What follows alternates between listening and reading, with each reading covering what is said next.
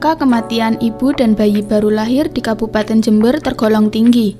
Pada tahun 2021, angka kematian ibu dan bayi baru lahir di Kabupaten Jember tertinggi nomor 2 di Provinsi Jawa Timur.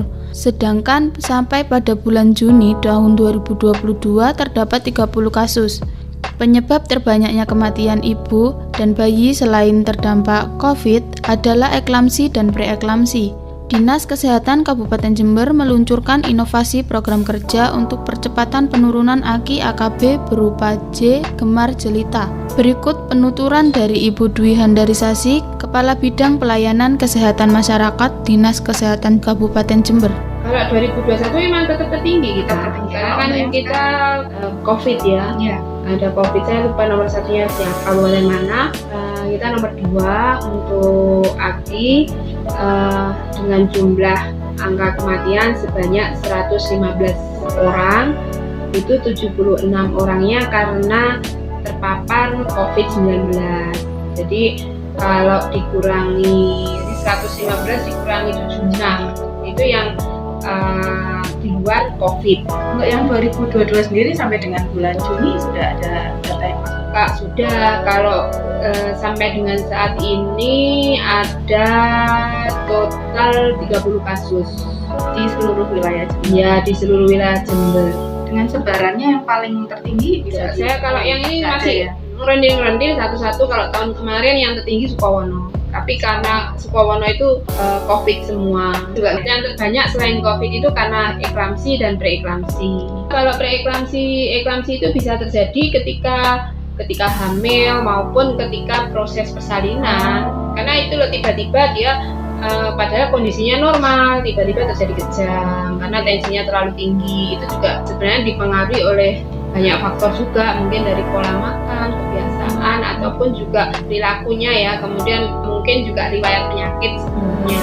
Ya, namanya inovasi program ya, karena kami di Dinas Kesehatan, jadi itu menyeluruh untuk semua Kabupaten Jember. Karena sekarang ini kan memang walaupun sama sebenarnya program yang sama, tetapi dikembangkan juga di Puskesmas dengan beberapa program yang baru yang intinya juga sama terkait dengan kesehatan ibu dan balita. Dalam menjalankan program kerja, tentu saja Dinas Kesehatan tidak bisa berjalan sendiri, tetapi bersinergi dengan multi stakeholder terkait seperti DP3AKB, akademisi, dan lembaga masyarakat. Memang sinergi itu mudah ya kadang diucapkan, harapannya juga mudah dilaksanakan, tapi memang kita ada beberapa lagi dari luar ya, bantuan dari UNICEF terkait dengan PPT Kespro. UNICEF itu juga punya lagi program momentum kalau nggak salah ya, itu harapan kita sebenarnya bisa sinergi dengan giat yang lain gitu loh, sehingga tidak berdiri sendiri. Harapan kita kan sebenarnya gitu, tapi memang masih mudah-mudahan nanti bisa, masih proses ke sana lah. Kalau sekarang kan dengan C pasti keren, pelayanan gratis untuk penduduk Jember yang efektif dan efisien. Semua pelayanan di puskesmas maupun rawat inap rumah sakit, istilahnya kelas 3 itu gratis di pemeriksaan awal. Kalau dia tidak punya kartu apapun, di pemeriksaan awal gratis. Di pemeriksaan bulan berikutnya, kalau dia tidak mampu, bisa mengajukan ke dinas sosial untuk dapat PBID daerah. Kalau dia mampu, diharapkan secara ini mau mendaftar BPJS. Itu harapannya, sehingga nanti program UAC Jember juga bisa tercapai. Dengan harapannya semua tertangani. Berarti J pasti keren itu adalah secara globalnya untuk kesehatan itu ya Bu. Sedangkan kalau yang J Gemar Jelita tadi khusus untuk balita, ibu dan anak. Kalau yang J pasti keren itu orang dewasa, remaja yang sakit, laki, perempuan. Bedanya di situ. Puskesmas sebagai pelaksana program kerja Dinas Kesehatan juga melakukan inovasi di wilayahnya masing-masing. Contoh Puskesmas Ajung dengan inovasi gerbang pemirsa dan Puskesmas Lodo Ombo dengan program inovasi Putri Kuning yang merupakan turunan dari program kerja Dinas Kesehatan yang intinya sama dengan percepatan penurunan AKI AKB. Di Puskesmas Sumbersari juga mempunyai program kerja inovasi dengan nama Sari Rapet dan Sari Madu. Berikut penuturan dari Ibu Dian, Kepala Puskesmas Sumbersari, Jember.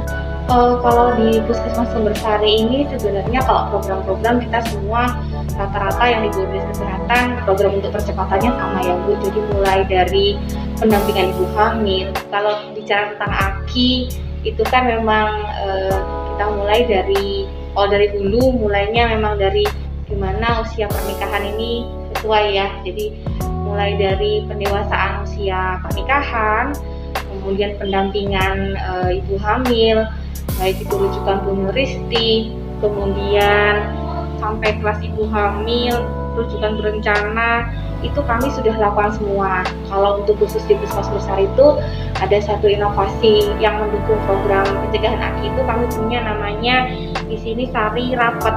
Jadi singkatan dari Sumbersari ANC Mobile Terpadu. Jadi di mana kami tim dari Puskesmas Sumbersari itu turun ke wilayah-wilayah dalam wilayah kerja kami.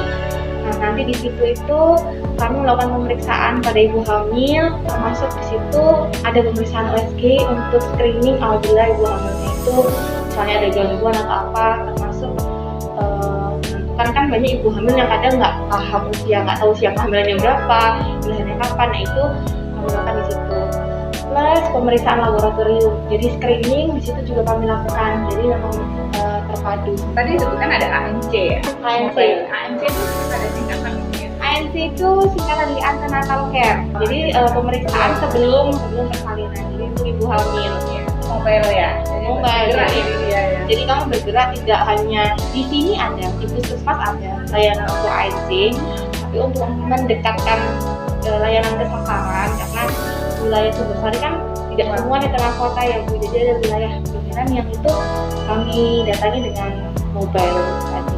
Dengan adanya program inovasi ini diharapkan masyarakat yang ingin berkonsultasi dan membutuhkan tindakan lebih lanjut yang berkaitan dengan masalah kehamilan dapat memanfaatkan fasilitas ANC mobile dari Puskesmas Sumbersari sehingga kasus eklamsi dan preeklamsi dapat dicegah dan ditangani. Ya itu tadi, kita mobile itu tadi ya, itu kan usaha kita untuk bagaimana sih mendekatkan ini dokter terutama ya. Kalau untuk pelayanan ANC-nya bidanya sudah tiap kelurahan ada.